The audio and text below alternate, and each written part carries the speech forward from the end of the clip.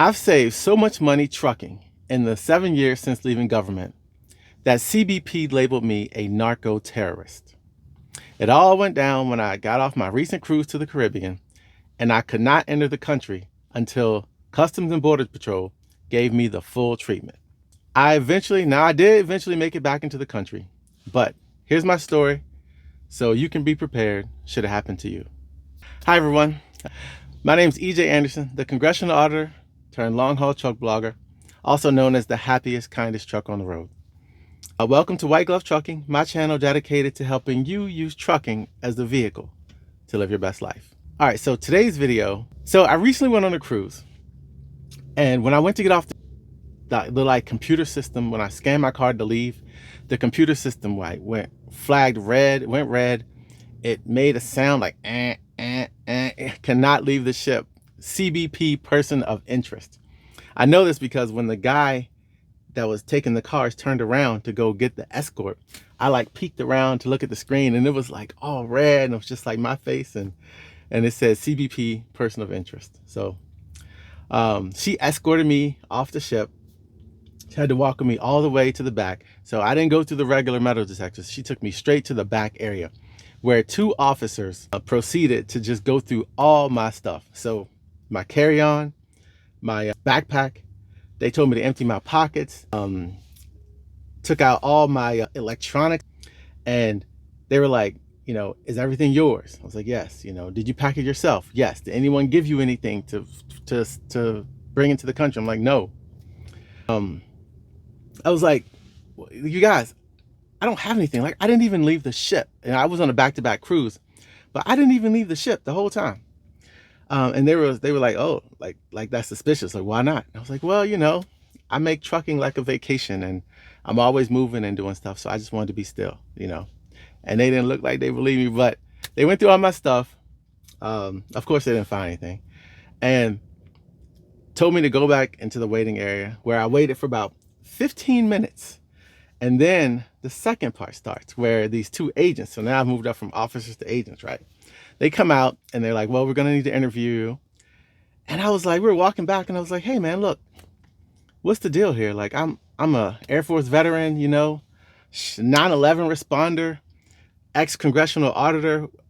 I probably got more clearances than you. What's the issue here? What triggered this? And he was just like, he gave me this just bogus answer, like, well, if your name is kind of similar to someone else's name, Edward Anderson, that's a very common name, then sometimes the system will flag you and you will have to search. I'm like, man, I worked in the government. I know that's BS, because the government has way more stringent requirements to search you like this than just your name being similar to somebody else's name. So anyway, we go back there. All right, so we go into the room, and I'm still just like, man, why couldn't you just look me up? Just look me up in OPM's background investigation. You'll see all my stuff, And he was like, well, we can't really look up other government employees on our system. Every keystroke is recorded. And if we were to look up another government employee or former government employee, we would get fired. And I was like, okay, well, I kind of believe that, because when I worked for the IRS, if we had looked up anybody's our own tax record, or anybody at work their tax record, or even your family and friends' tax records, they somehow knew and you were fired immediately. So I get that, but still.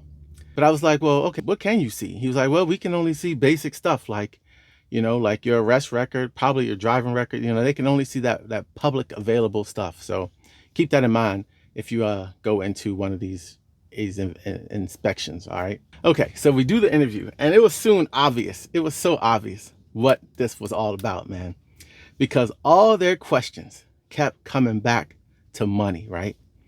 They were like, well, first of all, they were like, okay, so, what do you do? I was like, well, I'm a truck, I'm a trucker, right?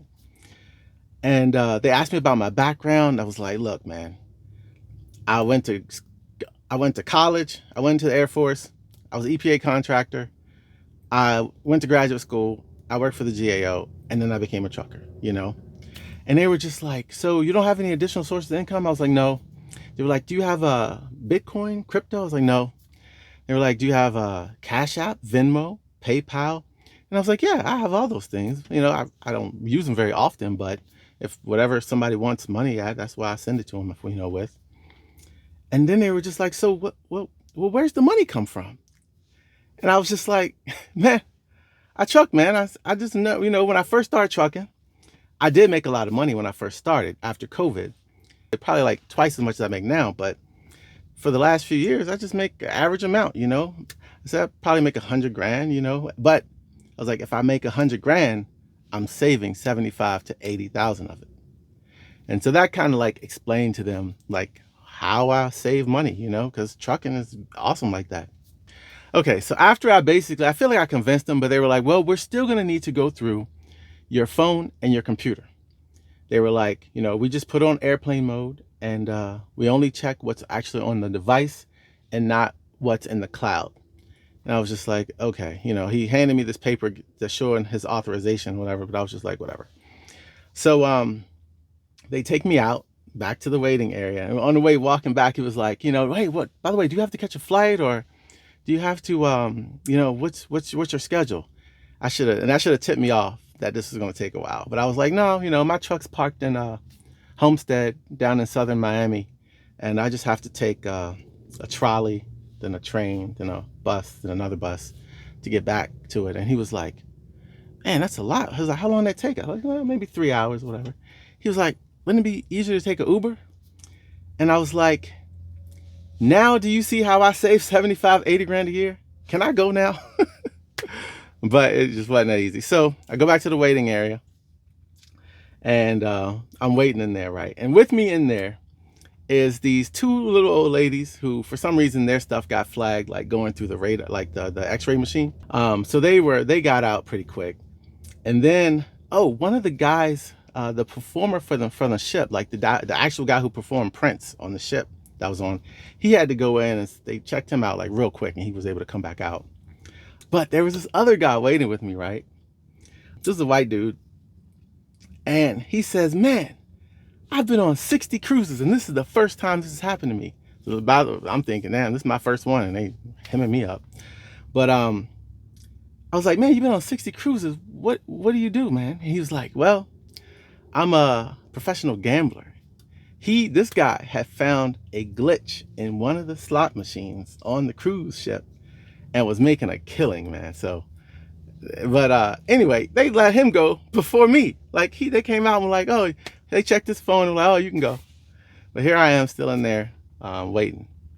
Okay, so they finally came out and told me that I was free to go. And I tell you what, at first I didn't know how to feel about it. I was kind of offended because I just felt like there was no probable cause. You know what? If I still worked at the GAO, I would want to freaking investigate their selection criteria for getting people for these inspections, man. You know, the only thing I did was be an exceptional saver. You know, just because I'm disciplined, they think I'm dirty. You know what I'm saying? I would say the only thing that's changed about my situation, my background, the person I am since becoming trucking is I just have a few more 100 grand than I had when I left government from saving from trucking. So at first I was offended, but then I decided, you know what, you guys know I try to like think things positive, have this be a positive channel. I was like, I'm just going to take this as a compliment. I'm using trucking as a vehicle to live my best life, to get out of debt, to save money, to truck independently, retire early, which is on the side of my truck. And so, you know, if that success brings, you know, the wrong attention, hopefully it also brings the right attention. So the right people like you guys can see this and realize how amazing trucking can be if you do it right. So I guess that's it for this one. Thanks for watching. Hope this helps somebody out there, and I'll see you on the next one.